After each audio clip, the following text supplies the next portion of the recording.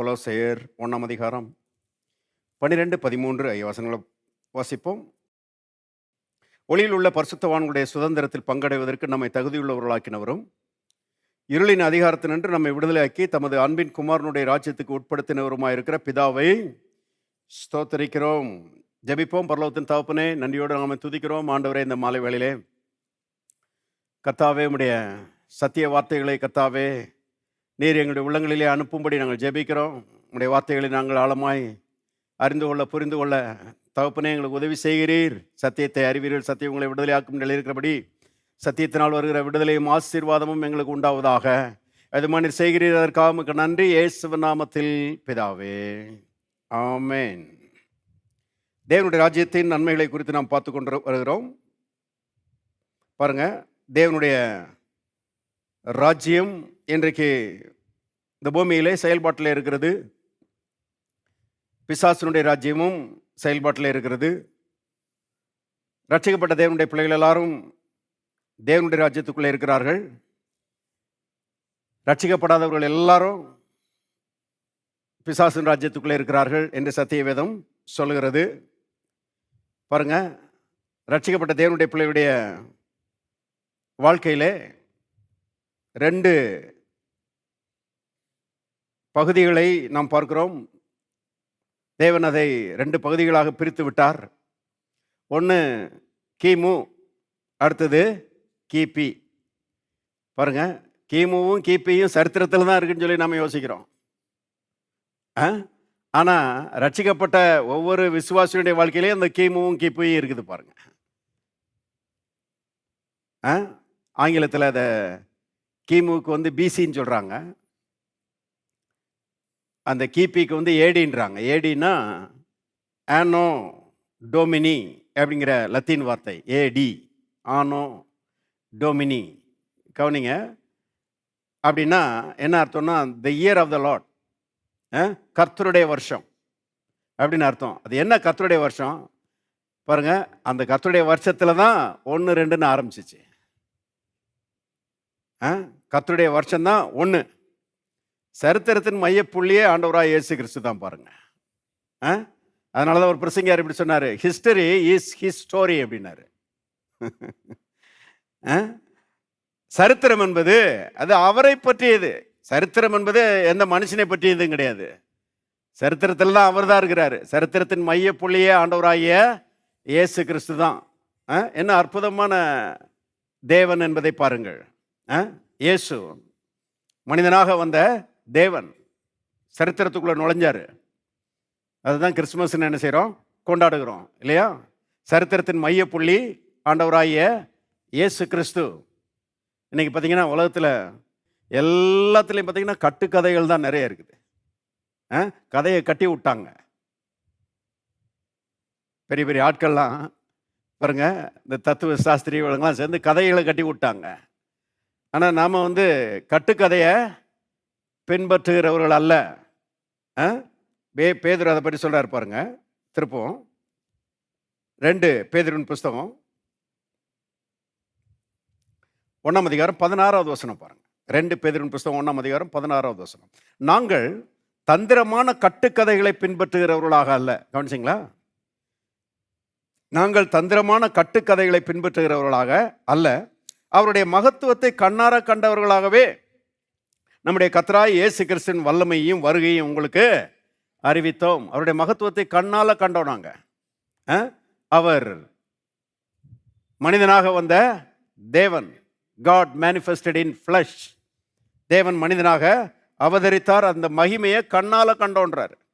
அதையும் விசேஷமா அவருடைய மகிமையை எப்போ எதை பற்றி சொல்கிறாருன்னா, கண்ணால் கண்டோன்னு சொல்லி சொல்கிறாரு. அது எதை பற்றி சொல்கிறாருன்னா, மர்ருவ மலையில் பாருங்க, இயேசு அவருடைய கண்களுக்கு முன்பாக மறுரூபமானார் என்று நம்ம பார்க்குறோம். அதாவது பேதுரு, யாக்கோபு, யோவானை கூட்டிகிட்டு போகிறாரு மர்ருவ மலைக்கு. அங்கே அவருடைய கண்களுக்கு முன்பாக இயேசு மறுரூபமானார். அவருடைய முகம் சூரியனை போல பிரகாசித்தது. அவருடைய வஸ்திரம் எந்த வண்ணனாலும் வெளுக்கக்கூடாத வெண்மையாயிற்று.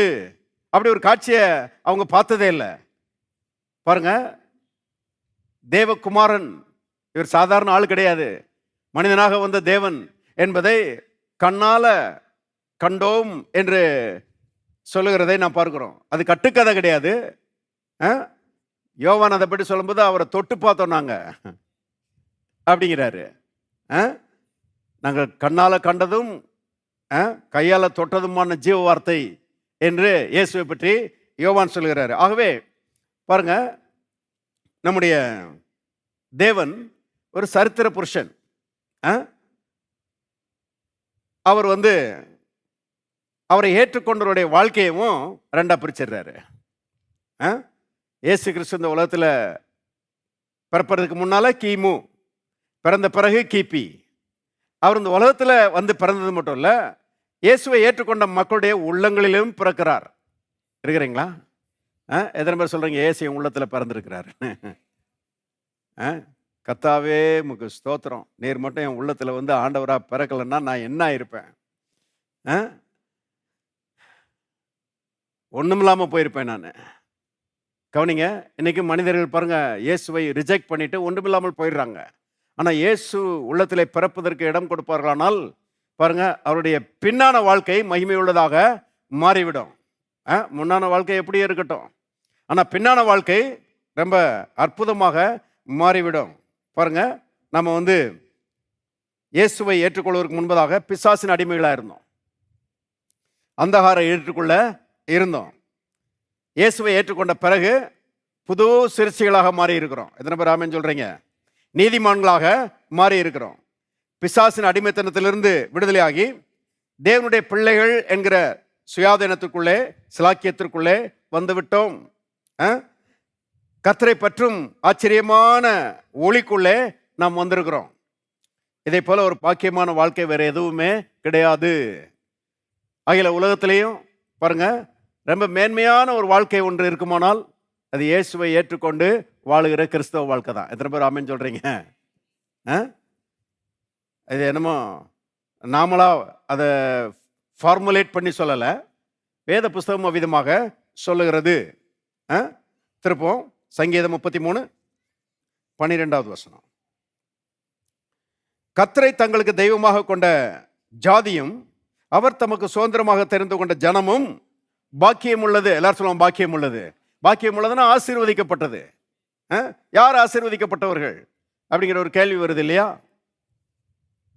உலகத்தில் இந்த கேள்வியெல்லாம் ரொம்ப சர்வசாதாரணம். யார் ஆசீர்வதிக்கப்பட்டவர்கள்? ரொம்ப படித்தவங்க ஆசீர்வதிக்கப்பட்டவங்களா? ரொம்ப பணக்காரங்க ஆசீர்வதிக்கப்பட்டவங்களா? ரொம்ப அந்தஸ்தில் இருக்கிறவங்க ஆசீர்வதிக்கப்பட்டவங்களா அப்படின்றது இன்னைக்கு மக்கள் மத்தியில் பெரிய கேள்வியாக இருக்குது. அதை குறித்து பட்டிமன்றமெல்லாம் நடத்துகிறாங்க. படித்தவங்க தான் பாக்கியவான்கள் சொல்லி ஒரு கூட்டம், அதுக்கு 3 பேர் பேசுவாங்க. பணக்காரங்க தான் பாக்கியவான்கள் சொல்லி இன்னொரு கூட்டம், நடுவர் சேர்ந்து இடையில ஏதோ உழைப்பு விட்டுருவார் அவர். ஆனால் அருமையானவர்களே, யார் பாக்கியவான்கள் என்கிற கேள்விக்கு வேதம் பதில் சொல்கிறது. கர்த்தரை தெய்வமாக கொண்ட ஜனம் பாக்கியம் உள்ளது. அல்லேலூயா. எத்தனை பேர் கர்த்தரை தெய்வமாக கொண்டிருக்கிறீங்க? எல்லாரும் சொல்லணும், நான் இயேசுவை ஏற்றுக்கொண்டிருக்கிறேன், நான் பாக்கியவான், எனக்கு ஒப்பானவன் ஒருவனும் இல்லை. இன்னொரு முறை சொல்லுவோம், நான் இயேசுவை ஏற்றுக்கொண்டிருக்கிறேன், நான் ரட்சிக்கப்பட்டவன், நான் ஆசீர்வதிக்கப்பட்டவன், எனக்கு ஒப்பானவன் ஒருவனும் இல்லை. அல்லேலூயா. பாருங்க, ரட்சிக்கப்பட்ட தேவனுடைய பிள்ளைகளுக்கு ஒப்பானவர்கள் யாரும் கிடையாது. ரட்சிக்கப்பட்ட தேவனுடைய பிள்ளைகளுடைய வாழ்க்கை இந்த உலகத்தில் ஒப்பற்ற ஒரு வாழ்க்கை, அவுட்ஸ்டாண்டிங் லைஃப். இதெல்லாம் மனசில் வைக்கணும். பாருங்க, எல்லாரும் போல நம்முடைய வாழ்க்கையும் இருக்கும். அப்படி இல்லை. நீ கீழாகாமல் மேலாவாய், நீ வாலாகாமல் தலையாவாய், சகல ஜாதியிலும் கர்த்தர் உன்னை மேன்மையாக வைப்பார், சகல ஜாதிகளை பார்க்க நீ ஆசீர்வதிக்கப்பட்டிருப்பாய் என்று கர்த்தர் சொல்லியிருக்கிறாரு. இதெல்லாம் மனசில் வரணும். நான் ஆசீர்வதிக்கப்பட்டவன், நான் விசேஷமானவன், நான் ரட்சிக்கப்பட்டவன். நான் முன்னால பாவியா இருந்தேன், இப்போ நீதிமானா இருக்கிறேன். முன்னால நான் அந்தகாரத்துக்குள்ள இருந்தேன், இப்போ வெளிச்சத்துக்குள்ள இருக்கிறேன். என் வாழ்க்கை இப்போ கிபி கிறிஸ்துவுக்கு பின்னால் இருக்குது என்பதை நாம் ஆழமாய் உணர்கிறவர்களாய், அதற்காக கர்த்தரை துதிக்கிறவர்களாய் நாம் இருக்க வேண்டும் என்று கர்த்தர் விரும்புகிறார். திருப்பவும் ஏசாயா 45:17 வசனம் பாருங்க. இஸ்ரவேலோ கர்த்தராலே நித்திய ரட்சிப்பினால் ரட்சிக்கப்படுவான். நீங்கள் என்றென்றைக்கும் உள்ள சதா காலங்களிலும் வெட்கப்படாமலும் கலங்காமலும் இருப்பீர்கள். என்ன அருமையான வசனம் பாருங்க. இதுதான் அந்த கர்த்தரை தெய்வமாக கொண்ட ஜனம் பாக்கியம் உள்ளதுன்னு வாசிக்கிறோம் இல்லையா? அதுக்கு இங்க ஒரு கருத்தை சொல்றாரு. ஏன் அப்படி இருப்பீங்கன்னா, கர்த்தராலே நித்திய ரட்சிப்பினால் ரட்சிக்கப்படுவான். நமக்கு உண்டாயிருக்கிற இந்த ரட்சிப்பு நித்திய ரட்சிப்பு, என்றென்றைக்கும் மாறாது, காலங்களுக்கும் மாறாது. பாருங்க, அப்படிப்பட்ட ரட்சிப்பினாலே கர்த்தர் நம்ம என்ன செய்திருக்கிறாரு? ரட்சித்திருக்கிறாரு. எவ்வளவு பெரிய பாக்கியவான்கள் பாருங்க. நாம இந்த உலகத்தில் ரட்சிக்கப்பட்டவர்களாய், ஆசீர்வதிக்கப்பட்டவர்களாய், பாக்கியவான்களாய் வாழுகிறது மட்டுமல்ல, அருமையானவர்கள், இந்த உலகத்தை தாண்டி அடுத்த உலகத்துக்கு போகும்போதும் அங்கேயும் ரட்சிக்கப்பட்டவர்களாய், ஆசீர்வதிக்கப்பட்டவர்களாய் நாம் என்றென்றைக்கும் கர்த்தரோட என்ன செய்ய போறோம்? வாழ போகிறோம். என்ன பெரிய பாக்கியம் பாருங்க. இது இல்லாத மக்களுடைய நிலைமை எவ்வளவு பரிதாபம். பணம் இருந்து என்ன பிரயோஜனம்? நிறைய படிப்பு இருந்து என்ன பிரயோஜனம்? பெரிய அந்தஸ்து இருந்து என்ன பிரயோஜனம்? அருமையானவர்களே, ரட்சிப்பு இருக்கணும். கர்த்தராலே நித்திய ரட்சிப்பினால் ரட்சிக்கப்படுவான். அப்படி ரட்சிக்கப்பட்ட மக்களை பார்த்து கர்த்தர் சொல்றாரு, நீங்கள் என்றென்றைக்கும் உள்ள சதா காலங்களிலும் வெட்கப்படாமலும் கலங்காமலும் இருப்பீர்கள். வெட்கம்ன்றது நமக்கு கிடையாது, மகிமையை கர்த்தர் நமக்கு கொடுத்திருக்கிறாரு. கலக்கத்தை நமக்கு வைக்கல, அருமையான தைரியத்தை கர்த்தர் நமக்கு என்ன செய்திருக்கிறாரு? தந்திருக்கிறாரு. விசுவாசத்தை கொடுத்திருக்கிறாரு, நம்பிக்கையை கொடுத்திருக்கிறாரு. நம்மை போல பாக்கியவான்கள் யாருமே கிடையாது. காலையில் எந்திரிச்ச உடனே, ஆண்டவரே இந்த ரட்சிப்புக்காக உமக்கு நன்றி என்று கர்த்தரை துதிக்கிறவர்களாக நாம் இருக்கும்படி கர்த்தர் எதிர்பார்க்கிறார். யாத்திராகமத்துக்கு போவோம். யாத்திராகமம் 33 16வது வசனம் பாருங்க. யாத்திராகமம் 33 16. எனக்கும் உமது ஜனங்களுக்கும் உம்முடைய கண்களிலே கிருபை கிடைத்தது என்பது எதனால் அறியப்படும்? நீர் எங்களோட வருவதனால் அல்லவா? இப்படியே பூமியில் உள்ள ஜனங்கள் எல்லாரிலும் நானும் உம்முடைய ஜனங்களும் விசேஷித்தவர்கள் என்று விளங்கும் என்றான். கவனிச்சிங்களா? பாருங்க, அதாவது மோசே ஆண்டவரோட சொல்றான், ஆண்டவரே நீர் எங்க கூட வருவீரானால், நீர் எங்க கூட இருப்பீரானால், நீர் எங்களை நடத்துவீரானால், நீர் எங்களை ஆண்டு எங்களை ஆசீர்வாதத்தின் பாதையில் நடத்துவீரானால், நாங்கள் இந்த பூமியில எப்படி இருப்போம்? எல்லா ஜனங்களுக்கு முன்பாக, அவருடைய கண்களுக்கு முன்பாக நாங்கள் விசேஷித்தவர்களாக இருப்போம். அல்லேலூயா. பாருங்க, அப்ப தேவனை ஏற்றுக்கொண்டவர்கள் ஐயோ பாவம் கிடையாது. இன்னைக்கு நிறைய பேர் அப்படி யோசிக்கிறாங்க. இவர் இயேசுவை ஏற்றுக்கொண்டார் பிரதர், இவர் ஐயோ பாவம், நீ தான் ஐயோ பாவம், நாங்கள்லாம் பாக்கியவான்கள். அல்லேலூயா. கவனிங்க, நானும் உங்களுடைய ஜனங்களும் விசேஷித்தவர்கள் என்று விளங்கும். we are special, we are outstanding. பாருங்க, மிக சிறந்தவர்களாக, தனிச்சிறந்தவர்களாக இந்த ரட்சிப்பு நம்ம என்ன செய்திருக்கிறது? மாற்றி இருக்கிறது. ஏன்னா தேவன் நம்ம கூடவே இருக்கிறாரு. இம்மானுவேல் என்பதற்கு தேவன் நம்மோடு இருக்கிறார் என்ற அர்த்தமாம். எல்லாரும் சொல்லுவோம், தேவன் என்னோடு இருக்கிறார். இன்னொரு முறை சொல்லுவோம், தேவன் என்னோடு இருக்கிறார். இன்னொரு முறை சொல்லுவோம், தேவன் என்னோடு இருக்கிறார். அடிக்கடி நான் சொல்றேன், ஆண்டவரே என்ன சிலாக்கியம், பேர்பட்ட சிலாக்கியத்தை எனக்கு கொடுத்துருக்கிறீங்களே, நன்றி. பாருங்க, அமெரிக்காவில் நியூயார்க் பட்டணத்தில் வால் ஸ்ட்ரீட்னு ஒரு தெரு இருக்குது. வால் ஸ்ட்ரீட் அதுக்கு பேர். அந்த வால் ஸ்ட்ரீட்டில் பார்த்தீங்கன்னா 2 பக்கமும் உயரமான கட்டடங்களாம் பாருங்க. எல்லாம் 70 மாடி 80 மாடி 90 மாடி அப்படிப்பட்ட கட்டடங்கள் தான். இந்த பக்கமும் இந்த பக்கமும் அப்படி இருக்கிறதுனால அதுக்கு பேரே வால் ஸ்ட்ரீட்னு கொடுத்துட்டாங்க, சுவர் தெருன்னு சொல்லி கொடுத்துட்டாங்க. கவனிங்க, அதில் ஒரு முறை ஒரு பிரசங்கியார் பிளாட்ஃபார்மில் நடந்து போயிட்டு இருந்தார். நடந்து போயிட்டு இருக்கும்போது திடீர்னு அவருக்குள்ள ஒரு இலக்கரிப்பான ஒரு எண்ணம், உலகம் எவ்வளவோ பெருசாக இருக்குது, பட்டணங்கள்லாம் எவ்வளோ பெருசாக இருக்குது, இதோட நம்மளை ஒப்பிட்டு பார்க்கும்போது நம்ம சின்ன மனிதர்களாக இருக்கிறோம், ஒரு தூசி மனுஷர்களாக இருக்கிறோம், நம்ம வி ஆர் ஸோ அன்இம்பார்ட்டன்ட்டு அப்படின்ற மாதிரி அவருக்குள்ள ஒரு எண்ணம் வந்துருச்சான் பாருங்க. இவ்வளோ பெரிய உலகத்தில் நான்லாம் என்ன ஒரு தூசி மாதிரி இருக்கிறேன் அப்படின்னு சொல்லி அப்படி யோசிக்க ஆரம்பிச்சாராம். அப்படி யோசிக்கும் போதே உள்ள இருந்து பாருங்க, பரிசுத்த ஆவியானவர் அவருக்கு ஒரு எண்ணத்தை கொடுத்தாராம். என்ன எண்ணம்னா, அப்பா இது பெரிய உலகம்தான், இது பெரிய பட்டணம் தான், இந்த தெருவும் பெரிய சுவர் தெரு தான், உயரமான கட்டடங்கள் தான். ஆனா இதெல்லாம் பார்க்கலாம் தேவனுடைய பார்வையில நீ தான் பெரியவனா இருக்கிற. நீ தான் அவருடைய பார்வையில விலையேறப்பட்டவனாய் இருக்கிற. உனக்காக தான் அவர் இந்த உலகத்துல வந்து பரிசுத்த ரத்தத்தை நினைச்சிருக்கிறாரு, சிந்தி இருக்கிறாரு. ஸோ ரொம்ப அன்இம்பார்ட்டன்ட்னு யோசிக்காத நீ உன்னைய. நீ வந்து கர்த்தருக்கு முக்கியமானவன். இந்த இவ்வளவு பெரிய பட்டணம், இவ்வளவு பெரிய கட்டடங்கள், இவ்வளவு பெரிய உலகம், இவ்வளவு பெருசா இருந்தாலும் அவருடைய பார்வையில இதெல்லாம் ஒண்ணுமே கிடையாது. நீ தான் அவருடைய பார்வையில விசேஷமானவன்கிற எண்ணத்தை பாருங்க பரிசுத்த ஆவியானவர் கொடுத்தாராம். அது மட்டுமல்ல சொன்னாராம், the God who created the whole world is your father. இந்த அகில உலகத்தையும் படைத்த, இவ்வளவு பிரம்மாண்டமான பெரிய உலகத்தை படைத்த தேவன் உன்னுடைய அப்பா அப்படின்னு சொல்லி பாருங்க ஒரு எண்ணத்தை அவருக்கு கொடுத்தாராம். ஆகவே அவர் போகும்போது சொல்ல ஆரம்பிச்சாராம், the God who created the whole world is my father. The God who created the whole world is my father. இந்த அகில உலகத்தையும் படைத்த தேவன் என்னுடைய அப்பா, என்னுடைய அப்பா, என்னுடைய அப்பான்னு சொல்லிட்டே நடந்து போனாராம். பாருங்க அந்த இலக்கரிப்பான எண்ணமெல்லாம் மறைஞ்சிருச்சான். விசுவாசமும் தைரியமும் பெருக ஆரம்பிச்சிருச்சான்.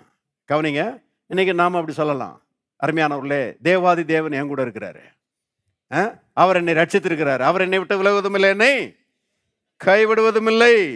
பாருங்க அப்படிப்பட்ட எண்ணம் நம்ம ஆட்கொள்ள வேண்டியது அவசியமா இருக்கிறது. ஏன்னா நம்முடைய வாழ்க்கை முற்றிலுமாய் மாறிவிட்டது. நம்ம வந்து இயேசுவை ஏற்றுக்கொள்வதற்கு முன்பாக இருந்த ஆட்கள் கிடையாது. பாவிகளா இருந்தோம், பிசாசினுடைய அடிமைகளா இருந்தோம், அந்தகாரத்துக்குள்ள இருந்தோம், அருமையானவர்களே நம்பிக்கை இல்லாதவர்களா இருந்தோம், எல்லாம் இருந்துச்சு. ஆனா என்றைக்கு இயேசு உள்ளத்துக்குள்ள வந்தாரோ, என்றைக்கு ரட்சிக்கப்பட்டோமோ அன்றைக்கு கதையே மாறிடுச்சு. பழையவைகள் ஒளிந்து போயின, எல்லாம் புதிதாயின. பாருங்க இன்னைக்கு கர்த்தர் நம்முடைய தகப்பனா இருக்கிறாரு, அவர் நம்முடைய ராஜாவா இருக்கிறாரு. பாருங்க நாம் அவருடைய பிள்ளைகளா இருக்கிறோம், அவருடைய அரசாட்சிக்கு கீழே இருக்கிறோம், அவருடைய ராஜ்யத்தின் பிரஜைகளாய் இருக்கிறோம். இதை போல பெருமையான ஒரு விஷயம் எதுவுமே கிடையாது. இதை பற்றி பெருமைப்படுகிறோமா? பாருங்க மனது சத்தியத்தினாலே ஆட்கொள்ளப்பட்டு அருமையானவர்கள் அதன்படி சிந்திக்கிற மனதாக மாற வேண்டும். அதைத்தான் மறுரூபமுள்ள மனது அப்படின்றாங்க, மறுரூபமாக்கப்பட்ட மனது அப்படின்றாங்க. கவனிங்க, உலகத்தார மாதிரியே சிந்திக்கக்கூடாது. நாம இன்னைக்கு உலகத்தாருக்கு ரொம்ப பெருசு என்னன்னா பணம் ரொம்ப பெருசு, பொண்ணு வெள்ளி ரொம்ப பெருசு, அவங்களுக்கு அந்தஸ்து ரொம்ப பெருசு, ஜாதி ரொம்ப பெருசு. சில நேரங்களில் நான் கேட்குறேன், கிறிஸ்தவங்க மத்தியிலேயே நீங்கள் எந்த ஜாதி, நீங்கள் அந்த ஜாதியா? ஒரே ஒரு ஜாதி தாங்க இருக்குது. பைபிளை கையில் வச்சுருக்கிறீங்களா? நீங்கள் கையில் வச்சிருக்கிற பைபிள் தான் சொல்லுது, ஒரே ஒரு ஜாதி தான், தேவ ஜாதி. இருக்கிறீங்களா? பரிசுத்த ஜாதி. இதுக்கு மேலே என்ன வேற ஜாதி? மற்றதெல்லாம் சபிக்கப்பட்ட ஜாதி. இருக்கிறீங்களா? அருமையானவர்களே, வசனத்தின்படி சிந்திக்க ஆரம்பிச்சிட்டோம்னா பாருங்க மனது மர்வமாகி விடுகிறது. வேதத்தில் எழுதப்பட்டிருக்கிறது, நீங்கள் தேவனுடைய நன்மையும் பிரியமும் பரிபூர்ணமான சித்தம் என்னதென்று பகுத்தறியத்தக்கதாக உங்க மனம் புதிதாகிறதுனாலே மறுரூபமாகுங்கள். மனசு நல்ல சத்தியத்தின்படி சிந்திக்க ஆரம்பிச்சிருச்சுன்னா இந்த குப்பத்தனமான காரியங்களெல்லாம் தூக்கி எரிஞ்சிட்டு பாருங்க கர்த்தரை பெரியவராக பார்க்க ஆரம்பிச்சிருவோம். கர்த்தரை பாருங்க உயர்த்த ஆரம்பிச்சிருவோம். அவருடைய வார்த்தையின்படி சிந்திக்க ஆரம்பிச்சிருவோம். தேவனுடைய நன்மையும் பிரியமும் பரிபூர்ணமான சித்தம் என்பது என்ன என்பது நமக்கு விளங்கிரும். விசுவாசிக்கிறவர்களாய் மாறிவிடுவோம். தேவனுடைய நன்மையும் பிரியமும் பரிபூர்ணமான சித்தம் நம்முடைய வாழ்க்கையில் நடக்க ஆரம்பிச்சிடும். ஆமென். பாருங்க, ஆகவே அருமையானவர்களே, என்ன அருமையான ஒரு மாற்றத்தை கர்த்தர் நம்முடைய வாழ்க்கையில ஏற்படுத்தி தேவனுடைய ராஜ்யத்துக்குள்ளே நம்மை கொண்டு வந்திருக்கிறார் என்று யோசிக்கும் போது அற்புதமாக இருக்கிறது. இப்போ சங்கீதம் 91 நம்ம வந்து தேவனுடைய ராஜ்யத்தின் நன்மைகளை பார்த்தோம். போவோம் சங்கீதம் 91:11 வாசிப்போம். உன் வழிகளெல்லாம் உன்னை காக்கும்படி உனக்காக தம்முடைய தூதர்களுக்கு கட்டளையிடுவார். உன் பாதம் கல்லிடாதபடிக்கு அவர்கள் உன்னை தங்கள் கைகளில் ஏந்தி கொண்டு போவார்கள். சிங்கத்தின் மேலும் விரியன் பாம்பின் மேலும் நீ நடந்து பாலசிங்கத்தையும் வலு சர்ப்பத்தையும் மிதித்து போடுவாய். 11-12 ஆகிய வசனங்கள் தேவதூதருடைய உதவிகளை நமக்கு எடுத்து காண்பிக்கிறது. தேவ தூதர்கள் நமக்கு உதவி செய்யும்படி, நமக்கு பணிவிடை செய்யும்படி அனுப்பப்பட்டிருக்கிறார்கள். இதை நம்ம ஒரு சில வாரங்களாக கவனித்தோம்.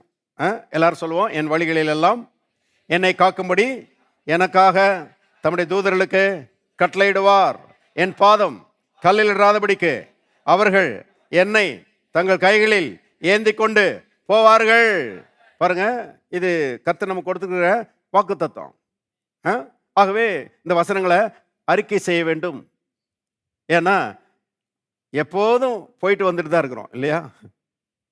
யோசித்து பாருங்க, வீட்டிலேயாவா அடைஞ்சு கிடக்கிறோம்? திடீர்னு எங்கேயாவது போக வேண்டியது இருக்குது. ஒரு நாளைக்கு பல வாட்டி வெளியே போக வேண்டியது இருக்குது. அப்படி பட்ட நேரங்களில் பாருங்க, பிரயாணத்தில் நம்ம வெளியே போகும்போதும் வரும்போதும் தெய்வீக பாதுகாப்பு ரொம்ப அவசியமா இருக்குது இல்லையா? ஆனால் கர்த்தர் சொல்லியிருக்கிறாரு, உன் வழிகளில் எல்லாம் உன்னை காக்கும்படி உனக்காக தம்முடைய தூதர்களுக்கு கட்டளையிடுவார். உன் பாதம் கல்லில் இராதபடிக்கு அவர்கள் உன்னை தங்கள் கைகளில் ஏந்தி கொண்டு போவார்கள்.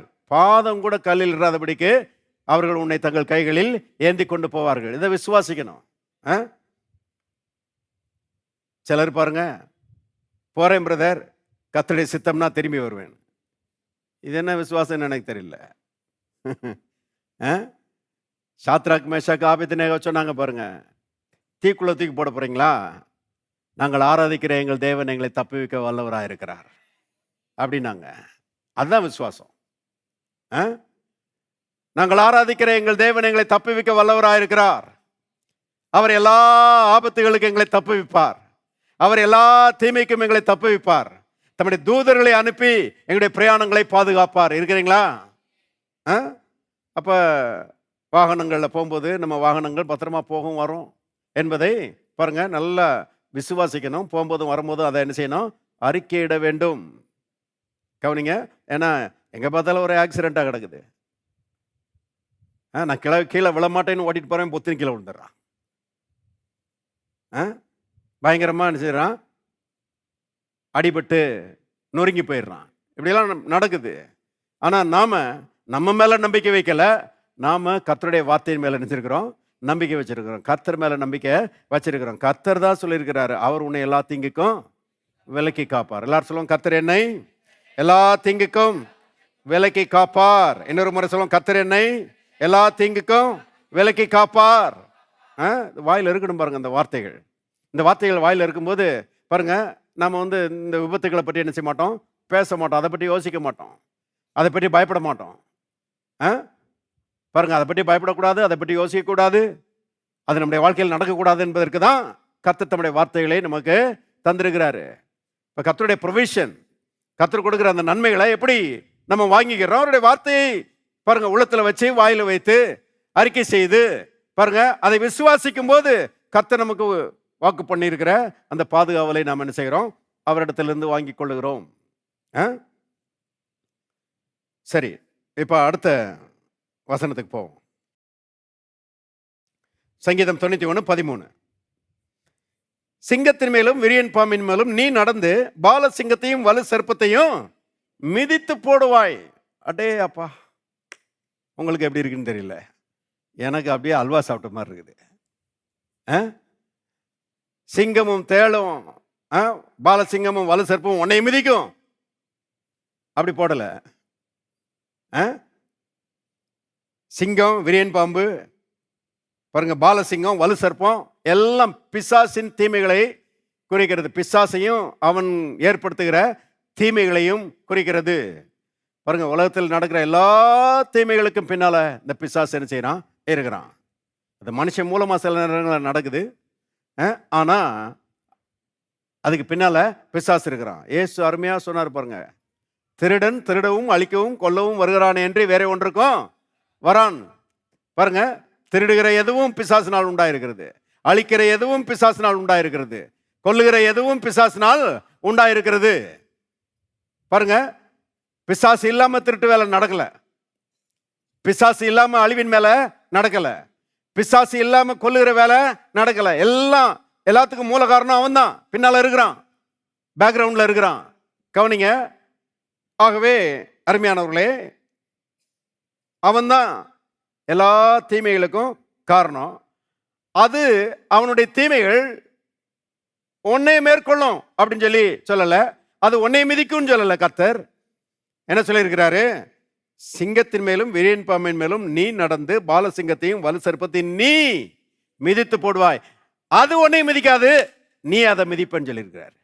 ஆமென். அது வியாதியா இருக்கலாம்.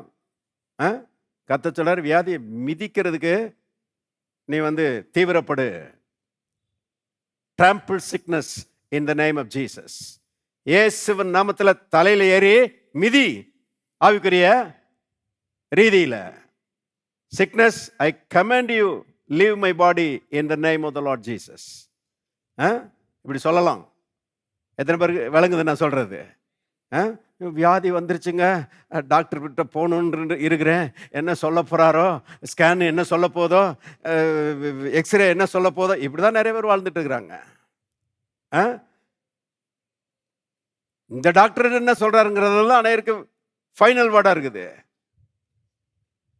தேவனுடைய பிள்ளைகளை கவனிங்க, பெரிய டாக்டர் ஏற்கனவே சொல்லியிருக்கிறாரு. அது மேல அனைவருக்கு நம்பிக்கை இல்லை. அதனாலதான் இந்த டாக்டர் ஏதாவது சொல்லிட்டாருன்னா அடே அப்ப அது வேத வாக்கா எடுத்துக்கிறாங்க.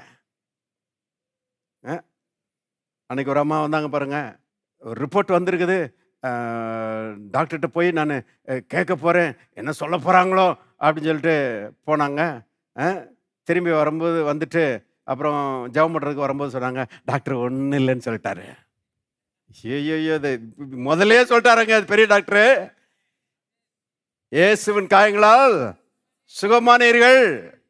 எல்லாரும் கரங்களை வைத்து சொல்லுவோம், இயேசுவின் காயங்களால் நான் சுகமானேன். இன்னொரு முறை சொல்லுவோம், இயேசுவின் காயங்களால் நான் சுகமானேன். இன்னொரு முறை சொல்லுவோம், இயேசுவின் காயங்களால் நான் சுகமானேன். ஒவ்வொரு நாளும் காலையில் நான் சொல்றேன். நான் சொல்றேன், நான் ஆரோக்கியமாக தான் இருப்பேன். வியாதியை மிதிக்க கர்த்தர் எனக்கு செஞ்சிருக்கிறாரு, அதிகாரம் கொடுத்திருக்கிறாரு. அருமையானவர்களே பாருங்க, கர்த்தருங்க எதை பற்றி பேசுறாருன்னா, the authority of the believer. விசுவாசியின் அதிகாரத்தை பற்றி இங்கே சொல்லப்பட்டிருக்கிறது. The believer is authoritative person. விசுவாசி அதிகாரம் நிறைந்த ஒரு ஆளு. விசுவாசி ஐயோ பாவம் கிடையாது. மறுபடியும் சொல்றேன், விசுவாசினால ஒண்ணும் முடியாது, அப்படி கிடையாது. அகில லோகத்திலும் அதிகாரம் படைத்த இயேசு விசுவாசிக்குள்ள இருக்கிறாரு. ஆகவே இயேசுவின் அதிகாரம் பாருங்க உள்ள இருக்குது. இயேசுவின் உயிர்த்தெழுதலின் வல்லமை உள்ளே இருக்கிறது. இயேசுவின் ஜீவ ஆவியானவர் நமக்குள்ளே இருக்கிறார். நம்ம சாதாரண ஆள் கிடையாது. சாதாரண ஆட்கள் நினைச்சீங்கன்னா சாதாரணமாக தான் இருப்பீங்க நீங்க. நான் வித்தியாசமானவன், நான் அவுட்ஸ்டாண்டிங், நான் தேவனுடைய பிள்ளை, நான் நீதிமான், அப்படி யோசித்தீங்கன்னா அந்த மாதிரி இருப்பீங்க. Right believing leads to right living. சரியான விசுவாசம் சரியான வாழ்க்கைக்கு நேராக அவங்களை நடத்துகிறது. பாருங்க, தப்பா யோசித்தோம்னா தப்பா தான் விசுவாசிப்போம், தப்பா தான் நம்முடைய வாழ்க்கையில் என்ன செய்யும், நடக்கும். மாற்றமே கிடையாது. ஆகவே பாருங்க, கவனிக்க வேண்டியது அவசியமா இருக்கிறது. விசுவாசிக்கு அதிகாரத்தை கர்த்தர் கொடுத்திருக்கிறாரு. இந்த வசனத்தோட புதிய ஏற்பாட்டில் ஒரு வசனத்தை வாசிக்கலாம் சேர்த்து. சங்கீதம் 91:13, லூக்கா 10:19 கிட்டத்தட்ட ஒரே மாதிரி இருக்கும். லூக்கா 10:19, இதோ சர்ப்பங்களையும் தேள்களையும் மிதிக்கவும் சத்துருவின் சகல வல்லமையும் மேற்கொள்ளவும் உங்களுக்கு அதிகாரம் கொடுக்கிறேன், ஒன்றும் உங்களை சேதப்படுத்த மாட்டாது. இது என்னமோ எனக்கு பாருங்க ஒரு 10 கோடி ரூபா செக்கை கொடுத்த மாதிரி இருக்குது, அப்படி நான் உணர்கிறேன். யோசித்து பாருங்க. சிலருக்கு பாருங்க அப்படியே கண்ணை மூடிக்கிட்டு இதெல்லாம் நம்புறதே கிடையாது. இதெல்லாம் என்னன்னா, இது மறுமையில் சர்ப்பங்களை தேள்களை மிதிக்கிறதுக்கு அதிகாரம் பரலோகத்துக்கு போன பிறகுதான் அப்படின்னு சொல்லி பாருங்க முட்டாள்தனமா நம்புறாங்க. அருமையானவர்களே, ஆனா கர்த்தர் சொல்றாரு இதோ. எல்லாரும் சொல்லுவாங்க இதோ. இதோன்னா கண்ணை திறந்து பாருங்கன்னு அர்த்தம். ஏன்னா நிறைய பேர் கண்ணை இருக்க முடிகிறாங்க. நான் அதெல்லாம் நம்ப மாட்டேன், இந்த விசுவாச போதனைகள் எனக்கு வேண்டவே. போ, உனக்கு வேண்டாம்னா போ. பெரிய பாஸ் சொன்ன மாதிரி ஓடிப்போ, எங்களுக்கு வேணும் இது. லூக்கா 10:19 எங்களுக்கு வேணும். கர்த்தர் சொல்றார், கண்ணை திறந்து பாரு, இதோ பிஹோல்டு. அதான் கென்னதேகன் சொல்லுவார், நிறைய கிறிஸ்தவங்க எப்படி இருக்கிறாங்கன்னா, இந்த புதுசாக பிறந்த குருவிகள் மாதிரி இருக்கிறாங்க. இந்த புதுசாக பிறந்த குருவிகளை பார்த்துருக்கிறீங்களா? அம்மா சாப்பாடு கொண்டு வருவா. சாப்பாடு கொண்டு வரும்போது நீங்கள் பார்த்துருக்கீங்களா என்னன்னு தெரியல, பாருங்கள், 3 குருவி 4 குருவி கூட்டுக்குள்ளே இருக்கும் பாருங்கள். கண்ணை இருக்க முடிக்கிறோம், வாய் ஆன்னு திறந்துக்கும். அம்மா எண்ணத்தை உள்ளே வச்சு அமுக்கினாலும் படக்குன்னு ஒழுங்கிடும். ஆனால் என்னன்னா, அம்மா நல்ல அம்மா, வேண்டாத உள்ளே வச்சு அமுக்க மாட்டான். அதனால கண்ணை இருக்க மூடிக்கிட்டு வாய் ஆன்னு திறந்து அம்மா கொடுக்குறத என்ன செஞ்சிடலாம், சாப்பிட்றலாம், ஒழுங்கிடலாம். ஆனால் கிறிஸ்தவ வாழ்க்கையில் அப்படி இருக்க முடியாது. அப்படி வாயை திறந்தீங்கன்னா கண்டதை வச்சு அமுக்கி விட்ருவாங்க. அதுக்கு என்ன நிறைய வரம்பற்ற பிரசங்கியார்களான்னு செய்கிறாங்க, இருக்கிறாங்க. முட்டாள்தனமான காரியங்களை உள்ள வச்சு அமுக்கி விட்டுறது. அப்புறம் பாவம் விசுவாசிகள் பாருங்க, ஒழுங்கக்கூடாத ஒழுங்கிட்டு படாத பாடுபட்டு இருக்கிறாங்க. தேவனுடைய பிள்ளைகளை கவனிங்க, நல்ல நல்ல நல்ல காரியங்களா பாருங்க விசுவாசிக்கணும். எத்தனை பேர் ஆமென் சொல்றீங்க? கர்த்தர் சொல்றாரு, நன்மையானவைகளை வாங்கி புசியுங்கள் என்று ஏசாயா 55 சொல்றாரு. நல்ல காரியங்களை கேட்கணும். இது ஒரு நல்ல காரியம் பாருங்க. கண்ணை திறந்து பார்க்கணும். புதுசாக பிறந்த குருவி மாதிரி கண்ணை மூடிடக்கூடாது. சாப்பிட்றதுக்கு முன்னாடி, வாயை திறக்கிறதுக்கு முன்னாடி கண்ணையும் திறக்கணும். இருக்கிறீங்களா? இருந்தால் ஒரு ஆமென் சொல்லுங்க. பாருங்க, இதோன்னா கண்ணை திறந்து பாருன்னு அர்த்தம். சர்ப்பங்களையும் தேள்களையும் மிதிக்கவும். சத்ருவின் எத்தனை வல்லமை? சத்தமா சொல்லுங்க, இன்னும் சத்தமா. சகல வல்லமையும் மேற்கொள்ளவும் நான் உங்களுக்கு அதிகாரம் கொடுக்கிறேன், ஒன்று உங்களை சேதப்படுத்த மாட்டாது. இங்கிலீஷில் விதமாக வருது, nothing shall by any means hurt you. அதாவது ஒன்றும் எந்த வழியிலும் உங்களை சேதப்படுத்தாது. இது ரொம்ப அருமையா இருக்குது பாருங்க. ஒன்றும் எந்த வழியிலும் உங்களை சேதப்படுத்தாது. பாருங்க, பிரியாணி சாப்பிட்ற மாதிரி இதை சாப்பிட்டுட்டீங்கன்னா அப்புறம் உங்களுடைய ஆவி பலமுள்ள ஆவியாக மாறிடும். மனுஷனுடைய பலமுள்ள ஆவி அவனுடைய பலவீனத்தை தாங்கும் என்று எழுதப்பட்டிருக்கிறது. அப்புறம் சரீரத்தில் இருக்கிற பலவீனம் ஓடியே போயிடும். நீங்கள் பாருங்க, நல்ல ஆவிக்குரிய ஜாயன்ஸாக இருப்பீங்க. ஆவிக்குரிய ரீதியில் நல்ல அரக்கர்களாய் இருப்பீர்கள். பாருங்க, ஆவிக்குரிய ரீதியில் நல்ல போல்டா பிசாசுக்கு ஏற்றுனா ஒரே ஓட்டமாக நினைச்சிடுவான், ஓடி போயிடுவான். அவன் பார்க்குறான், இந்த ஆள்கிட்ட நம்ம பருப்பு வேகாது, நம்ம ஓடி போயிடுவோம்னு சொல்லி அடிச்சிடுறான், ஓடிடுறான். மொத்தமாக மூட்டைகளை கட்டிட்டு ஒரே ஓட்டமாக வேற யாராவது ஆள் இருக்கிறாங்களான்னு பார்த்துட்டு ஓடி போயிடுறாங்க. இப்படி தாங்க பிசாசை வரட்டுறோம். பிசாசுக்கு எதிர்த்து நில்லுங்கள், அப்பொழுது அவன் உங்களை விட்டு ஓடி போவான் என்று எழுதப்பட்டிருக்கிறது. எப்படி எதிர்த்து நிற்கிறோம்? விசுவாசத்தில் உறுதியாக இருந்து அவனுக்கு எதிர்த்து நில்லுங்கள் என்று பேதுரு சொல்கிறார். இந்த மாதிரி வசனங்களை எடுக்கணும் பாருங்க. சர்ப்பங்களையும் தேள்களையும் மிதிக்கவும் சத்ருவின் சகல வல்லமையை மேற்கொள்ளவும் எனக்கு அதிகாரம் உண்டு, ஒன்றும் என்னை சேதப்படுத்த மாட்டாது. வியாதி என்னை சேதப்படுத்த மாட்டாது, தரித்திரம் என்னை சேதப்படுத்த மாட்டாது, சாபங்கள் என்னை சேதப்படுத்த மாட்டாது, பில்லி சூனியம் என்னை சேதப்படுத்த மாட்டாது, பேய்கோளாறு என்னை சேதப்படுத்த மாட்டாது, இந்த உலகத்தில் இருக்கிற தீமைகளை என்னை மேற்கொள்ள முடியாது. உலகத்தில் இருக்கிறவர்களும் எனக்குள்ள இருக்கிறவர் பெரியவர். ஆமென். பாருங்க, ஆகவே அருமையானவர்களே, விசுவாசிகளுக்கு அதிகாரம் கொடுக்கப்பட்டிருக்கிறது. மனுஷனை கர்த்தர் படைக்கும் போதே அதிகாரமுடையவனாக படைச்சார்னு பைபிள் போட்டிருக்கு. அவன் ஒரு அடிமையா, அவன் ஒன்றும் இல்லாதவனா படைக்கவே இல்லை. சிருஷ்டிப்பின் மகுடமே மனுஷன் தான் பாருங்க. மனுஷனுக்கு அவ்வளவு வேல்யூ. ஆச்சரியமா இருக்குது. தேவன் துதிக்கப்படத்தக்கவரா? ஆம். பாருங்க, ஏன்னா நம்மளை அவ்வளவு நல்லா படைச்சிருக்கிறார். நல்ல பாருங்க பொசிஷன்ல நம்ம இருக்கும்படி, சிறந்தவர்களாக இருக்கும்படி, உயர்ந்தவர்களாக இருக்கும்படி, பாருங்க நன்மை செய்கிறவர்களாக இருக்கும்படி, மற்றவர்களுக்கு ஆசீர்வாதமாக இருக்கும்படி, கர்த்தருடைய ராஜ்யத்தை கட்டுகிறவர்களாக இருக்கும்படி, கர்த்தருடைய நாமத்தை மகிமைப்படுத்துகிறவர்களாக இருக்கும்படி, விசேஷமானவர்களாக இருக்கும்படி கர்த்தர் நம்ம என்ன செய்கிறாரு? படைச்சிருக்கிறாரு. அப்படிப்பட்ட ரீதியில் நம்ம அவர் படைச்சதுனால நாம் அவரை துதிக்க கடமைப்பட்டிருக்கிறோம் என்பதை தெரிந்து கொள்ளுங்கள். சங்கீதத்துக்கு போவோம்.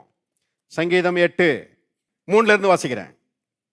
உமது விரல்களின் கிரியாகிய உமது வானங்களையும் நீர் ஸ்தாபித்த சந்திரனையும் நட்சத்திரங்களையும் நான் பார்க்கும்போது மனுஷனை நீர் நினைக்கிறதற்கும் மனுஷகுமாரனை நீர் விசாரிக்கிறதுக்கும் அவன் எம்மாத்திரம் என்கிறேன். சங்கீதக்காரன் கூட அப்படிதான் பார்த்துருக்கிறான். நான் சொன்னேன் இல்லையா, அந்த ஒரு பிரசங்கியார் அந்த வால் ஸ்ட்ரீட்டில் போகும்போது ரொம்ப இன்சிக்னிஃபிகண்ட்டாக ஒரு ஒரு இலக்கரிப்போட தன்னை பற்றி யோசிச்சார்னு சொல்லி நான் சொன்னேன் இல்லையா, அந்த மாதிரி தான் இவனும் யோசிச்சிருக்கிறான். சூரியன், சந்திரன், நட்சத்திரங்கள், கோளங்கள், விசாலமான அந்த வானம், பூமி இதெல்லாம் பார்க்கும்போது மனுஷன் எம்மாத்திரம் ஆண்டவரே, வெறும் 6 அடி தான் இருக்கிறான். 2 காலில் நிற்கிறான், 2 கை அவனுக்கு இருக்குது. இவ்வளோதான் மனுஷன் அப்படின்னு சொல்லி, மனுஷனை நீ நினைப்பதற்கும் மனுஷகுமாரனை நீ விசாரிப்பதற்கும் அவன் எம்மாத்திரம். இவ்வளோ பெரிய உலகத்தோட கம்பேர் பண்ணும்போது மனுஷன் ஒன்றும் இல்லையே ஆண்டவரே அப்படின்னு தான் அவன் யோசிச்சிருக்கிறான். அப்புறம் தான் அவனுக்கு ஒரு தெளிவு வருகிறது. பாருங்க 5வது வசனம். நீர் அவனை தேவதூதரிலும் சற்று சிறியவனாக்கினீர், மகிமையினாலும் கனத்தினாலும் அவனை முடிசூட்டினீர். தேவதூதர் கிடையாது, தேவனிலும் சற்று சிறியவனாக்கினீர். ஏன் தேவதூதர் கிடையாது அப்படின்னு கேட்டீங்கன்னா, கவனிங்க, இங்க பயன்படுத்தப்பட்ட அந்த வார்த்தை ஏலோஹிம், தேவனிலும். எல்லாரும் சொல்லுவோம் தேவனிலும். இந்த ஏலோஹிம்ன்றதான் ஆதியாகமம் 1ஆம் அதிகாரம் 1ஆம் வசனத்தில் உபயோகப்படுத்தப்பட்ட வார்த்தை. ஆதியிலே தேவன் வாசிக்கிறோம் இல்லையா, ஆதியிலே ஏலோஹிம் என்று அங்கே வருகிறது. கவனிங்க, அப்ப மனுஷனை தேவதூதனிலும் சற்று சிறியவனா கர்த்தர் படைக்கல. ஏன்னா இன்னொரு காரணம் என்னன்னா, எபிரேயர் 1ஆம் அதிகாரத்தில் நீங்க பார்த்தீங்கன்னா, தேவதூதர்கள் மனுஷர்களுக்கு, ரட்சிக்கப்பட்டவர்களுக்கு ஊழியம் செய்யும்படி அனுப்பப்பட்ட வேலைக்காரர்களாக இருக்கிறார்கள் இல்லையா. அதனால தேவதூதரை பார்த்த உடனே பெரிய என்னத்தையும் ரொம்ப பெருசா பார்த்துட்டோன்னு நினைக்காதீங்க. ஒரு பேங்க் மேனேஜர் என் கூட ரூமில் இருந்தார் அந்த காலத்தில். நானும் அவரும் ஒரு ரூமில் தங்கியிருந்தோம் எலிஸ் நகரில். பாருங்க, அவர் ஒரு சாட்சி சொல்வார். அவர் போன சர்ச்சில் வாரம் ஒரு அம்மா எந்திரிச்சு, அடிமைக்கு தேவன் ஒரு தரிசனத்தை கொடுத்தார், அடிமைக்கு தேவன் ஒரு சொப்பனத்தை கொடுத்தார். அந்த சொப்பனத்தில் தேவதூதன் பிரகாச முகத்தோடு இறங்கி வந்ததை நான் கண்டேன். இப்படியே சொல்லிக்கிட்டு இருக்குமா பாருங்க. இவர் பெரிய பேங்க் மேனேஜர். இவருக்கு ஒரு சொப்பனமும் வரலையா. ஒரு நாள் இப்படியே ஆண்டவர்கிட்ட ஜெபம் பண்ணாராம். ஆண்டவரே, இந்த அம்மா தான் எப்போ பார்த்தாலும் தேவதூதனை பார்த்துட்டே இருக்குது.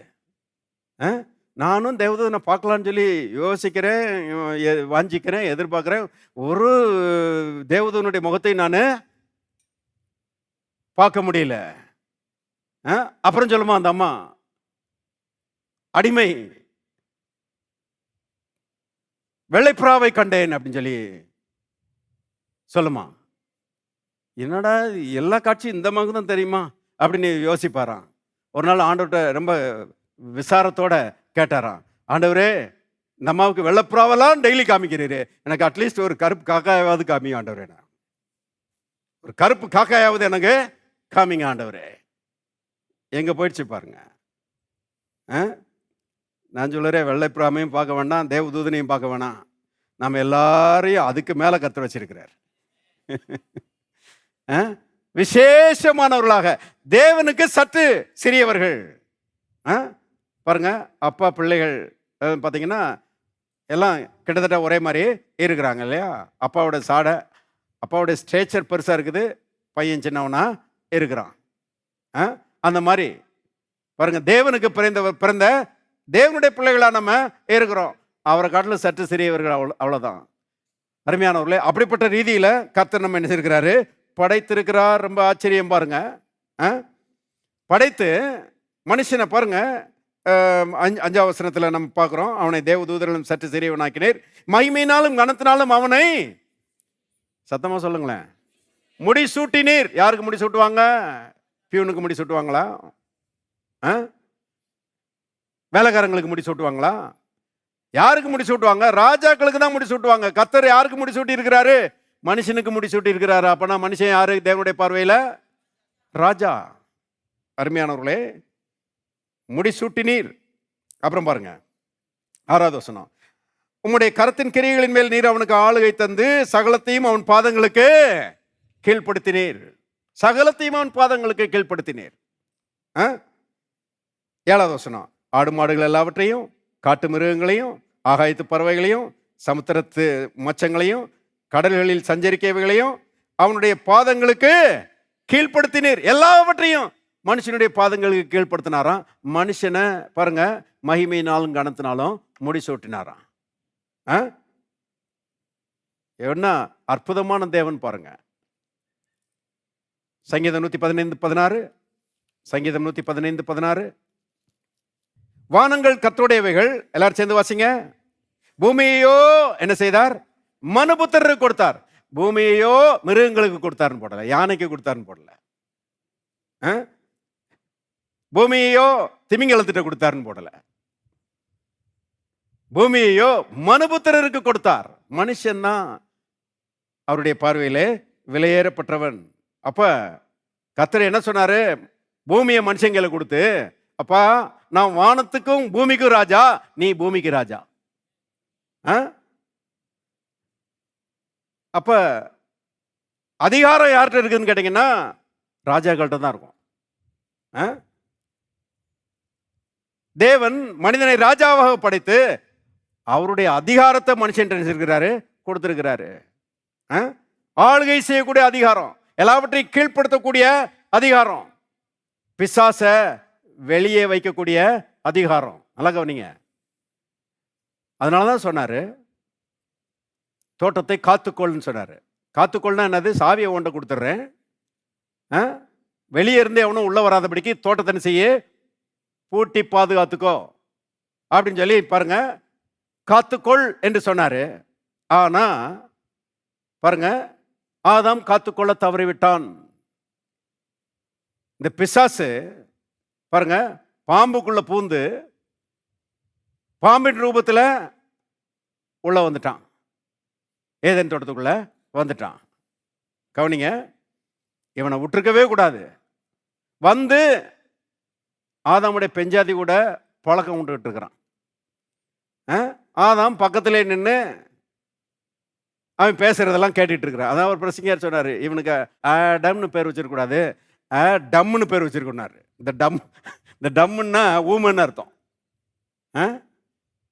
DUMB டம்னு பேர் வச்சிருந்தா கரெக்டாக இருந்திருக்கும்.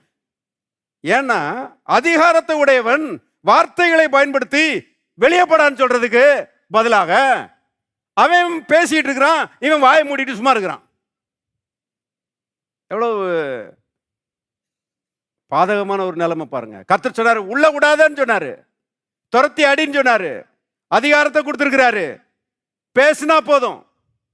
வார்த்தை பைபிள்ல போட்டிருக்கு, ராஜாவின் வார்த்தை எங்கேயோ அங்கே அதிகாரம் உண்டு இல்லையா? அதிகாரம் எதுல செயல்படுகிறது? வார்த்தையில தான் செயல்படுகிறது. இவன் பாருங்க ஒன்னும் பேசாம அவன் பேச அவனை பேச விட்டுட்டு நின்றுட்டு இருக்கிறான். கடைசியில பாருங்க, அவன் இல்லாத குழப்பெல்லாம் குழப்பி ஏமாத்தி சாப்பிடக்கூடாதுன்னு சொன்ன பழத்தை சாப்பிட வச்சு அவளும் சாப்பிட்டு இவனும் சாப்பிட்டு பாவம் செய்து, அருமையானவர்களே, கடைசியில ராஜாவா இருந்தவர்கள் அடிமைகளாக போய்விட்டார்கள். What a tragedy! என்ன ஒரு விபரீதம் பாருங்க. தேவனுக்கு எவ்வளவு துக்ககரமா இருந்திருக்கும் இது பாருங்க. அடிமையா போயிட்டான், அதிகாரத்தை இழந்து போயிட்டான். இந்த பிசாசு அந்த அதிகாரத்தை வாங்கிட்டு அவன் ராஜாவாயிட்டான் பாருங்க. அதான் பைபிள் சொல்லுகிற சத்தியம். மனுஷனுக்கு கொடுக்கப்பட்ட அதிகாரத்தை இவன் பிடுங்கிட்டு இவன் ராஜாவா ஆயிட்டான். இப்ப எல்லாத்துக்கும் மனுஷனை அடிமைப்படுத்துறான். வியாதிக்கு கீழே கடை, தரித்திரத்துக்கு கீழே கடை, சாபத்துக்கு கீழே கடை, எழும்பாத அவ்விதமாக மனுஷன் அன்னைக்கு பிசாசு அடிமைப்படுத்துகிறான். கவனிங்கள், இப்போ தேவன் மனுஷன் இழந்து போன அதிகாரத்தை அவன்கிட்ட பிசாசிட்டிருந்து பிடுங்கி மனுஷனை பாவத்திலிருந்து மீட்டெடுத்து அதே அதிகாரத்தை மனுஷனுக்கு திரும்ப கொடுக்கும்படியாக இயேசு மனிதனாக இந்த உலகத்திலே வந்தார். தேவன் மனிதனாக இந்த உலகத்திலே வந்தார். பாருங்க, அதுதான் அவர் வந்ததனுடைய நோக்கம். மனுஷனை மீட்கணும், பிசாசுடைய தலையை நசுக்கணும். தலையை நசுக்கிறதுனா அதிகாரத்தை அவன்கிட்ட பிடுங்கிறதுன்னு அர்த்தம். அதிகாரத்தை அவன்கிட்ட பிடுங்கணும், மனுஷன்ட்டு அந்த அதிகாரத்தை கொடுக்கணும், பிசாசை கீழே வைக்கணும், மனுஷனை மேலே வைக்கணும் என்கிற நோக்கத்தோட தேவன் மனிதனாக இந்த உலகத்தில் வந்தார். மனிதனாக இந்த உலகத்தில் வந்த அந்த தேவன் பாருங்க, மனிதனுடைய அதிகாரம் எப்படிப்பட்டது என்பதை ஒரு சில சம்பவங்களின் மூலமாக வெளிச்சம் போட்டு காமிச்சார். அந்த 1-2 சம்பவங்களை மட்டும் பார்த்து முடிச்சிருவோம். திருப்போம் எபிரேயர் 2:8 பாருங்க. சகலத்தையும் அவனுக்கு கீழ்ப்படுத்தினார் என்கிற விஷயத்தில் அவர் அவனுக்கு கீழ்ப்படுத்தாத பொருள் ஒன்றுமில்லை. எல்லாரும் சேர்ந்து வாசிங்க.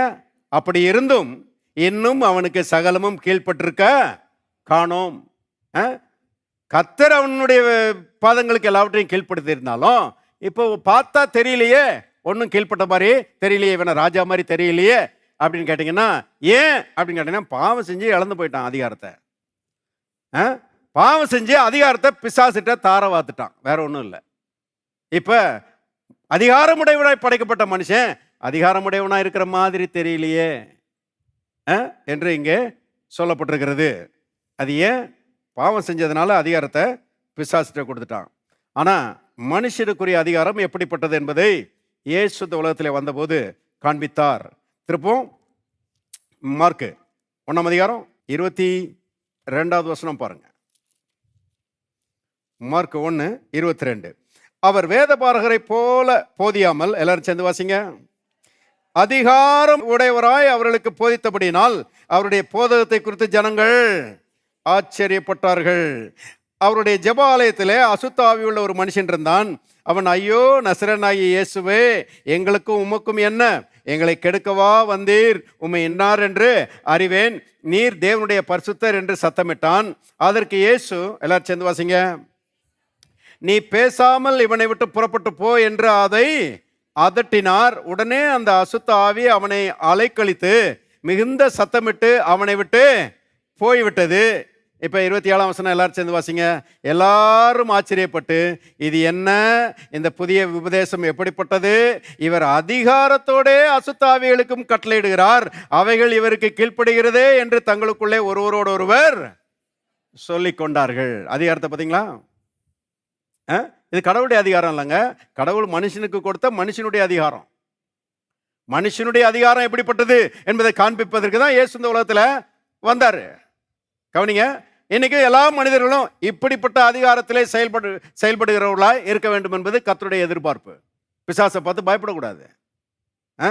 பிசாசை பார்த்து இயேசுவின் நாமத்தில் போ அப்படின்னு சொன்னா ஓடி போயிடும். போக மாட்டேன்ற மாதிரி பாவனை காட்டுவான். ஆனால் அவனுக்கு தெரியும் ஓடணும்னு. ஏன்னா இயேசுவின் நாமத்தை நீங்கள் சொல்லிட்டீங்க இல்லையா, அவனுக்கு தெரியும் ஓடணும்னு சொல்லி. உங்கள் கண்ணுக்கு முன்னாடி ஓடாட்டலாம் வெளியே போனவனே ஓடி போயிடுவான். ஹலோ, இருக்கிறீங்களா? ஒரு பாப்பாவை கூட்டிகிட்டு வந்தாங்க பாருங்க, 2 மாதத்துக்கு முன்னாடி எங்கள் வீட்டுக்கு. உள்ளே வர்றதுக்குள்ளே அவ்வளோ தர்பார் பண்ணுச்சு. வீட்டுக்குள்ளே வந்து உட்கார வச்சுருந்தாங்க. நான் தலையில் கை வச்சு இயேசுவின் நாமத்தில் ஓடிப்போன்னு சொன்னேன். உடனே ஒரு பெரிய மாற்றம் தெரியல. கூட்டிகிட்டு போங்க ஓடிடும்னு சொன்னேன். கூட்டிகிட்டு போனாங்க. வீட்டில் போய் ஃபோன் பண்ணுறாங்க, வரும்போதே தூங்கிட்டாயா? 2 நாளாக தூங்காமல் அலக்கழிச்சிட்டு இருந்தவ நல்லா தூங்கிட்டா அப்படின்னு சொல்லிட்டு பாருங்கள், தூங்கி முடிச்ச பிறகு நார்மலாக எழும்பி பாருங்கள் எப்போதும் படிக்கிற வேலையை பார்க்க ஆரம்பிச்சிட்டாலாம். என்னாச்சு? மேப்படியாக ஓடி போயிட்டான். எதனால் ஓடினா? வேற ஒன்றும் இல்லை, இயேசுவின் நாமத்தை சொன்னாலே ஓடி போயிடுவான். இருக்கிறீங்களா? எல்லாரும் சொல்லுவோம் இயேசுவின் நாமம். இன்னொரு முறை சொல்லுவோம் இயேசுவின் நாமம். இன்னொரு முறை சொல்லுவோம் இயேசுவின் நாமம். அந்த நாமம் அதிகாரம் நிறைந்த நாமம். அந்த நாமம் உங்களுக்கு கொடுக்கப்பட்டிருக்கிறது. பாருங்க, பிசாசுனுடைய டிஸ்டர்பன்ஸ் இருந்துச்சுன்னா இயேசுவின் நாமத்தை சொல்லுங்க. அவனுக்கு தெரியும் நல்லா, அந்த நாமம் தான் அவனை மிதிச்சது, அந்த நாமம் தான் அவனை ஜெயித்தது. ஆகவே அந்த நாமத்தை சொன்னா ஓடிடணும், ஓடி ஆகணும். அவன் இயேசு சொன்னார், என் நாமத்தினாலே பிசாசுகளை துரத்துவீர்கள். அப்படி சொல்லி பாருங்க. பிள்ளைகளை இயேசுவின் நாமத்தில் ஆசீர்வதிங்க. அருமையானவர்களே, அவர்களை குழப்புகிற பிசாசின் ஆவிகளை சபிங்க. இயேசுவின் நாமத்தில் பிசாச கட்டுங்க. பாருங்க, விடுதலையும் வெற்றியும் உண்டாவதை காண்பீர்கள். ஏனென்றால் அது நமக்கு கொடுக்கப்பட்டிருக்கிற அதிகாரம். சர்ப்பங்களையும் தேள்களையும் மிதிப்பீர்கள், சத்ருவின் சகல வல்லமையும் மேற்கொள்ள நான் உங்களுக்கு அதிகாரம் கொடுக்கிறேன், ஒன்று உங்களை சேதப்படுத்த மாட்டாது. சிங்கத்தின் மேலும் விரியன் பாம்பின் மேலும் நீ நடந்து பாலசிங்கத்தையும் வலு சிற்பத்தையும் மிதித்து போடுவாய். அது எவ்வளவு பெரிய பிசாசுடைய கிரியா இருக்கட்டும், அது வியாதியா இருக்கட்டும், அது கெட்ட சொப்பனங்களா இருக்கட்டும், அது குழப்புகிற பாருங்க தவறான எண்ணங்களா இருக்கட்டும், அது பாவ சோதனைகளா இருக்கட்டும், எல்லாம் பாருங்க இந்த சர்ப்பங்கள் தேள்கள் சத்ருவின் சகல வல்லமை தான்.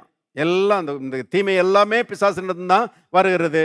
நீங்க நெஞ்ச நிமித்தி தோளை உயர்த்தி அதிகாரம் எனக்கு கொடுக்கப்பட்டிருக்கிறது, இயேசு அந்த அதிகாரத்தை கொடுத்திருக்கிறாரு. இருக்கிறீங்களா? சர்வலோகத்திலும் பெரியவர், ராஜாதி ராஜா இந்த அதிகாரத்தை நமக்கு நினைச்சிருக்கிறாரு, கொடுத்திருக்கிறாரு. ஆகவே அந்த அதிகாரத்தை இயேசுவின் நாமத்தில் பயன்படுத்தணும். வியாதியை பார்த்து இயேசுவின் நாமத்தில் என் சரீரத்தில் நீ இருப்பதற்கு உனக்கு உரிமை இல்லை, என் சரீரத்தை விட்டு போ. எத்தனை பேருக்கு சொல்ல முடியும்னு நினைக்கிறீங்க?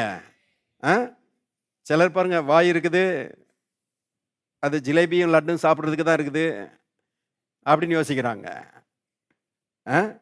அது ஜிலேபியும் லட்டும் சாப்பிட்றதுக்கு மட்டும் இல்லைங்க, அது அதிகாரம் நிறைந்த வார்த்தைகளை பேசுவதற்கும் கொடுக்கப்பட்டிருக்கிறது. இயேசுவின் நாமத்தை உச்சரிக்கணும். சில நேரங்களில் நான் உணர்றேன், நரம்பு இழுக்கிற மாதிரி இருக்குது, காலை நீட்ட முடியல, சில நேரங்களில் காலை மடங்க முடியல. நான் சொல்லுவேன், இயேசுவின் நாமத்தில் ஓடிப்போ, I rebuke you in the name of the Lord Jesus அப்படின்னு சொல்லிட்டு காலை நீட்டினா அவ்வளோதான், டிஸப்பியர், மறைஞ்சு போச்சு, அப்புறம் வர்றதே இல்லை. பாருங்க, பலவீனத்தை கொண்டு அந்த பிசாசு போடுறதுக்கு ட்ரை பண்ணுறான். அது மண்டை வலியாக இருக்கலாம், அது குறுக்கு வலியாக இருக்கலாம், இடுப்பு வலியாக இருக்கலாம், அது எலும்பு வலி எதுவாகவும் இருக்கலாம். டாக்டர் அதுக்கு 1000 காரணம் சொல்லலாம். ஆனால் நான் சொல்கிறேன், வேதத்தின்படி பிசாசுனுடைய தீமை அது. நீங்கள் அதை மேற்கொள்ளணும்னா டாக்டர்கிட்ட போகாதீங்க நான் சொல்லலை. அவசியம்னா போங்க, பாருங்கள், ட்ரீட்மெண்ட் எடுங்க. ஆனால் அதுக்கு முன்னால் இயேசுவின் நாமத்தில் என் சரீரத்தில் நீ இருப்பதற்கு உனக்கு உரிமை இல்லை, இயேசுவின் நாமத்தில் அதிகாரத்தை நான் செயல்படுத்துகிறேன், சரீரத்தை விட்டு போ என்று சொன்னீங்கன்னா அநேக நேரங்களில் நீங்கள் டாக்டர்கிட்ட போக வேண்டிய அவசியமே. ஹலோ, இருக்கிறீங்களா? பாருங்க, அற்புதமாக மறைஞ்சிரும். ஏன்னா பாருங்க, கர்த்தர் அந்த அதிகாரத்தை, அவர் செயல்படுத்தின அதிகாரத்தை உங்கள்கிட்ட கொடுத்துருக்கிறாரு. ஒரே ஒரு வசனத்தை பார்த்து முடிச்சிடும். மத்தேயு 28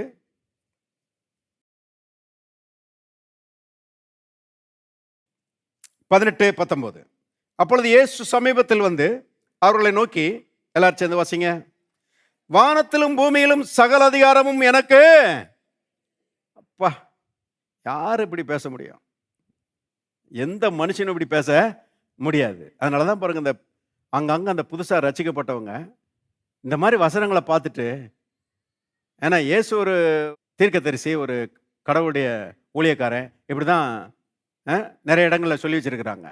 ஆனால் சரி, நானே படித்து தெரிஞ்சுக்கிறேன்னே, நீங்கள் சொல்கிறதுக்கு பதிலாக பைபிளில் இருந்து இயேசு யாருன்னு நானே படித்து தெரிஞ்சுக்கிறேன்னு சொல்லி சிலர் அப்படி படித்து பாருங்கள், இந்த மாதிரி வசனங்களை பார்த்துட்டு இது மனுஷ வார்த்தைகள் அல்ல, இது தேவாதி தேவன் பேசுகிற வார்த்தைகள் சொல்லி இயேசுவை ஏற்றுக்கொள்கிறாங்க. பாருங்கள், அப்படி எத்தனை சாட்சி இப்போ யூடியூப்லலாம் வருது, உலகமெங்கும் இருக்கிறவங்களாம் சாட்சி சொல்கிறாங்க. ரொம்ப ஆச்சரியமாக இருக்குது. பாருங்க, என்ன சொல்கிறாரு பாருங்க, வானத்திலும் பூமியிலும் சகல அதிகாரமும் எனக்கு கொடுக்கப்பட்டிருக்கிறது. 19வது வசனம், ஆகையால் நீங்கள் புறப்பட்டு போய். எனக்கு இது ரொம்ப ஆச்சரியமான ஒரு வேத பகுதி. ஏன்னா எப்படி இவர் சொல்லியிருக்கணும், வானத்திலும் பூமியிலும் சகல அதிகாரமும் எனக்கு கொடுக்கப்பட்டிருக்கிறது, ஆகையால் நான் புறப்பட்டு போகிறேன், நீங்க சும்மா இருங்க, அப்படிதானே சொல்லியிருக்கணும் ஆக்சுவலா. ஆனா என்ன சொல்றாரு பாருங்க, ஆகையால் நீங்கள் புறப்பட்டு போங்கன்னா அந்த அதிகாரத்தை உங்கள்கிட்ட கொடுக்குறேன், நீங்க கிளம்புங்கன்றாரு. ஹலோ, நீங்க போய் வியாதிஸ்தர் மேல கைகளை வைங்க, அப்பொழுது அவர்கள் சொஸ்தமாவார்கள். அவங்களுக்கு இயேசுவை பற்றி சொல்லுங்க, ரட்சிப்பை பற்றி சொல்லுங்க, அவங்க ரட்சிக்கப்படுவாங்க. பிசாசின் ஆவிகளை துரத்துங்க என் நாமத்தினால, பிசாசு ஓடி போயிடுவான். குடும்ப பிரச்சனைகளை இயேசுவின் நாமத்தில் துரத்தி அடிங்க, எல்லா தீமைகளையும் வாழ்க்கையை விட்டு விலகும்படி கட்டளை கொடுங்கள். அதிகாரத்தை நீங்க செயல்படுத்துங்க. ராஜா பேசாம உம்முன்னு இருந்தாருன்னா எல்லாம் நடக்கிறதெல்லாம் கன்ஃபியூஷனாக தான் இருக்கும். ஆனால் ராஜா கரெக்டாக பேச வேண்டிய வார்த்தைகளை பேசினார்னா நடக்கிறதெல்லாம் ஒழுங்காக நடக்கும். எத்தனை பேர் ஆமென் சொல்கிறீங்க? பாருங்க, டிராஃபிக் போலீஸ் இருக்கிறாரு, சில நேரங்களில் நார்ச்சந்தியில் நிற்கிறாரு. சில நேரங்களில் பார்த்தீங்கன்னா ஆள் பார்த்தீங்கன்னா ஒட்டடை குச்சி மாதிரி இருக்கிறாரு டிராஃபிக் போலீஸு. அங்கேருந்து பெரிய ட்ரக்கு வருது. இப்போல்லாம் பார்த்தீங்கன்னா 18 டயரு 20 டயர் மாட்டிகிட்டு வருது. ஏகப்பட்ட லோடோட வருது. இவர் யோசிக்கிறாரு, எப்பா இவ்வளோ பெரிய லாரி வருது, இவரை எங்கே நான் நிறுத்த முடியும்? இந்த லாரியை என்னால் நிறுத்த முடியுமா அப்படின்னு சொல்லி இவர் ஒதுங்கினார்னு வச்சுக்கோங்க. அங்கே நடக்கிறதெல்லாம் ஒரே கன்ஃபியூஷனாக தான் இருக்கும். அவருக்கு என்னென்னா, நான் ஆள் எப்படி இருக்கேன்றது எனக்கு முக்கியம் கிடையாது. என் கையில் ஒரு போர்டு இருக்குது. அந்த போர்டு நில்லுன்னு அதில் எழுதி இருக்குது. அது எவ்வளோ பெரிய ட்ரக்காக இருந்தாலும் சரி, அந்த போர்டை தூக்கி காமிச்சா பாருங்க, அவன் வர்றவன் எவ்வளோ ஸ்பீடாக வந்தாலும் கிரீச்சின்னு பிரேக்கை போட்டு நின்னே ஆகணும். ஏன்னா அதை நிறுத்தக்கூடிய சரீரப்பிரகாரமான பலன் இவற்றை இல்லை, ஆனால் அதை நிறுத்தக்கூடிய அரசாங்கத்தின் அதிகாரம் இவற்றை இருக்குது. இருக்கிறீங்களா? அதே போல தான் பாருங்க, பரலோக அரசாங்கம் பாருங்க எல்லா பிசாசுகளையும் பாருங்க மடங்கடிக்கக்கூடிய அதிகாரத்தை நம்ம கிட்ட கொடுத்துருக்குது. வியாதிகளை விரட்டி அடிக்கக்கூடிய அதிகாரத்தை பரலோக அரசாங்கம் நம்ம கிட்ட கொடுத்துருக்குது. இருக்கிறீங்களா? பாருங்க, பலவீனங்களை விரட்டி அடிக்கக்கூடிய அதிகாரத்தை பரலோக அரசாங்கம் நம்ம கிட்ட கொடுத்துருக்குது. இப்ப நாம தான் தேவனுடைய வார்த்தையை பாருங்க அதிகாரத்தை செயல்படுத்த வேண்டும். தேவனுடைய வார்த்தையை பேசணும். சர்ப்பங்களையும் தேள்களையும் மிதிக்கும் சத்ருவின் சகல வல்லமை மேற்கொள்ள நான் உங்களுக்கு அதிகாரம் கொடுக்கிறேன்னு சொல்லி இயேசு கொடுத்துட்டாரு. இப்போ நீங்க அதை பற்றி ஒன்றும் செய்யலைன்னா பாருங்க, சத்ருவின் சகல வல்லமையும் வேலை செய்துட்டு தான் இருக்கும். ஆனால் அந்த அதிகாரத்தை நீங்க எப்படி செயல்படுத்துறீங்க? சத்ருவின் சகல வல்லமை மேற்கொள்ள எனக்கு அதிகாரம் உண்டு, ஒன்றும் என்னை சேதப்படுத்த மாட்டாது. Nothing shall by any means hurt me. ஒன்றும் என்னை சேதப்படுத்த மாட்டாது. இயேசுவின் நாமத்தினால விலகிப்போ அப்படின்னு சொன்னீங்கன்னா உங்களுடைய வார்த்தைக்கு அது கட்டுப்பட்டே ஆக வேண்டும். ஏன்னா அது உங்களுடைய வார்த்தை கிடையாது, தேவனுடைய வார்த்தை உங்கள் வாய் மூலமான செய்கிறது வெளிப்படுகிறது. கவனிங்க, அவ்விதமாக அதிகாரத்தை செயல்படுத்துங்கள். கர்த்தர் செயல்படுத்துகிற மாதிரி பாருங்கள், அதிகாரத்தை செயல்படுத்துங்கள். எல்லாத்தையும் மிதித்து மேற்கொள்ளுகிற ஜெயிக்கிற வாழ்க்கை உங்களுடைய பங்காக இருக்கும். ஆமீன். எல்லாரும் தயவுசெய்து எழுந்து நிற்போம். Thank you Lord. பரலோகத்தின் தகப்பனே, நன்றியோடு நாங்கள் நம்ம துதிக்கிறோம். கர்த்தாவே உமக்கு ஸ்தோத்திரம். சிங்கத்தின் மேலும் விரியன் பாம்பின் மேலும் நீ நடந்து பாலசிங்கத்தையும் வலு செருப்பத்தையும் மிதித்து போடுவாய் என்று எழுதியிருக்கிறபடி பரலோக அதிகாரத்தை கர்த்தாவே எங்களுக்கு தந்திருக்கிறபடியால் நன்றி செலுத்துகிறோம். இயேசுவின் நாமத்துக்காய் நன்றி செலுத்துகிறோம். கர்த்தாவே உமக்கு ஸ்தோத்திரம். பிசாசை நீர் மடங்கடித்து கர்த்தாவே அவனிடத்திலிருந்து அதிகாரத்தை பிடுங்கி அந்த அதிகாரத்தை கர்த்தாவே எங்களுக்கு தந்திருக்கிறபடியால் உமக்கு நன்றி செலுத்துகிறோம். ஆண்டவரே, வானத்திலும் பூமியிலும் சகல அதிகாரம் எனக்கு கொடுக்கப்பட்டிருக்கிறது, ஆகையால் நீங்கள் புறப்பட்டு போங்கள் என்று சொன்னீரே. ஆண்டவரே, உம்முடைய அதிகாரம் எங்களுடைய அதிகாரம் நாங்கள் சொல்லுகிறோம். அதை கர்த்தாவை செயல்படுத்த, கர்த்தாவை பிசாசை கீழ்ப்படுத்த, அவனை மிதிக்க, மேற்கொள்ள, ஜெயிக்க எல்லாருக்கும் உதவி செய்யும்படி இயேசுவின் நாமத்திலே நான் ஜெபிக்கிறேன். ஆண்டவரே, நீர் விதமாக செய்கிறீர், அதற்காக உமக்கு நன்றி. இயேசுவின் நாமத்தில் பிதாவே, ஆமென்.